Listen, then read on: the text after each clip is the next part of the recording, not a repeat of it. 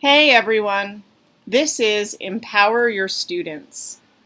Our students might not always be in control of what they get out of school, or even what they do in school, but they're always in control of how they do school, how they approach their classes, activities, and relationships. Today's exercise, Values Origami, helps students notice that they can approach school in a way that's consistent with their own values. Each student will need a pen and a square of paper, and it's helpful to have copies of the Examples of Values handout, which is available on our Empower Your Students website. So let's get started. Today we're going to think about what it means to make life meaningful. Your square of paper is going to represent your life. Write your name in the middle to show that it's your life. And now, flip your paper over to the blank side, and then fold the paper in half one way, unfold it, fold it in half the other way, and unfold it again, so you end up with 4 squares. And now let's think about the kinds of things we might describe as meaningful. First, think of people who are meaningful to you. Maybe they're family members, friends, teachers, coaches, or anyone else who matters to you. And in one of those 4 boxes, write people and list people who matter to you. Next, think of important places in your life. Maybe these are places in your neighborhood, or places you've traveled to, or places where you do activities that mean a lot to you. And in another box, list those places. In the third box, list meaningful things. Maybe these things are meaningful because of who gave them to you, or how you got them, or they might be things you made yourself, or they could be things that represent important parts of your life. And then in the last box, list ideas that matter to you. These might be broad areas of knowledge, or specific topics, or even abstract concepts. So now you've written some of what's meaningful to you. But here's the problem with relying on people, places, things, and ideas, nouns, in order to have meaningful lives. Ideas can become less important over time. Some of these ideas that you wrote might be meaningful to you for the rest of your life, but it's possible that you'll start to care more about other ideas and that at least some ideas might become less important. So to represent the fact that some ideas might become less meaningful to you in the future, take that corner of your paper and bring it up to the center, right to that point where the 4 boxes meet in the middle, and then press it down so it's folded over the ideas you wrote. And again, this represents the fact that some ideas might become less meaningful. Things can get lost, they can get stolen or ruined. Maybe you put something on your list of things that you no longer have, or that you're not sure where it even is. Or maybe the thing won't always feel quite as important to you as it does now. Even really big achievements can be like that. The thing takes on a lot of importance while you're working on it, but eventually you turn your attention to something else, and that great achievement might not feel quite as important as it did in the moment. So to represent the fact that our things can get away from us or become less important over time, fold up the corner so it covers your list of things. Places can change, or we can lose access to them. Maybe you wrote a place that's too far away for you to visit, or a place you outgrew in some way. Or maybe the place itself got demolished or remodeled. And places can also lose importance, kind of like things. Maybe there's a place you will stop going to one day because you'll stop doing the activity you do there, or some new place will become more important. So to represent the fact that we can lose access to important places or find them less important over time, fold the corner to cover your list of places. And this last one's the hardest, but even people can leave our lives for all kinds of reasons. So now I'll ask you to fold up that last corner, again, just to acknowledge the possibility that we can lose people or that our relationships with them can change. And set your paper down in front of you and look at the 4 folded up corners.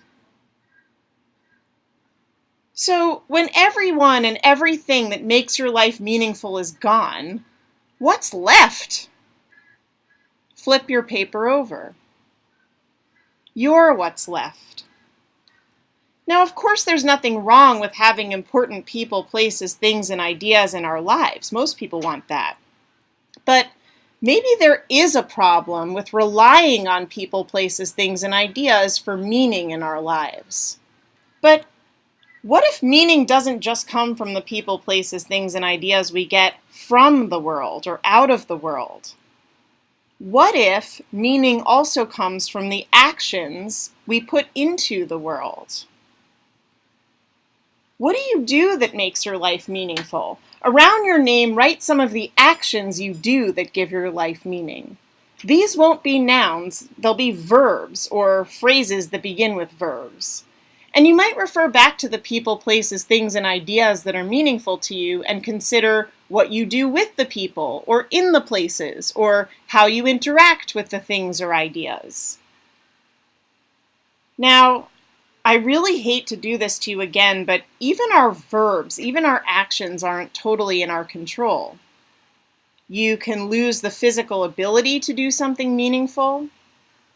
You can lack the access to a meaningful activity, or not have time for it, or have other commitments that get in the way. So fold the 4 corners in toward the middle, just like you did before, but this time you're covering your verbs to show that for one reason or another, you might not always be able to do the things that make your life meaningful. So if we can't rely on our nouns to make our lives meaningful, and we can't even rely on our verbs, what can we rely on to make our lives meaningful? Well, what if instead of asking, what do I want out of life? What people, places, things, and ideas do I want out of my life? Or even asking, what do I want to do in life? We were to ask, how do I want to live? We often can't choose what we get or even what we do, but we can always choose how we live. And if we're talking about how we want to live, we're not using nouns or verbs. We're using adverbs to describe how we want to live. Now notice, these qualities of action are available to us all the time in every part of our lives. I can write creatively and play football creatively. I'd probably have to play football creatively. I can look at the stars thoughtfully and talk to a friend thoughtfully. I can do yoga curiously and design fashion curiously and read curiously and even wash dishes curiously. Now, if you flip your paper over, you'll see these 4 little square flaps in the corners. On them, write words to describe how you want to live your life. What qualities of action make your life meaningful? Now, it might be hard to think of adverbs like these off the top of your head, so maybe take a look at the Examples of Values handout. It has lots of words that could answer the question, how do I want to live? After you've written the words on your flaps, if you slide your fingers under them and then push up the corners into peaks, you'll create what's called a fortune teller in origami. Traditionally, origami fortune tellers have messages inside that tell a person's fortune, but if you choose the qualities of your action, then you're also choosing your fortune, a meaningful life. If you do this exercise with your students, you can ask them, how do you enact your values or do your adverbs in school? So for example, if you value approaching life curiously, how can you approach math class curiously, or walk through the hallways curiously, or interact curiously with your classmates? You can also ask your students how they might like to enact their values more fully or effectively in school. So how could they read history more curiously, or do homework more curiously, or attend PE class more curiously, which I probably should have done. These are conversations you can keep having all year, and as time passes, you can ask how your students' values have changed and stayed the same. How have they lived their values in the time since they made their fortune tellers? How can they live their values today?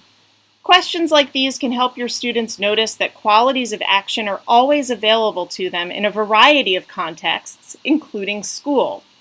And if they didn't live their values in the last few days or weeks or months or even years, they can start now. They can start living curiously right now.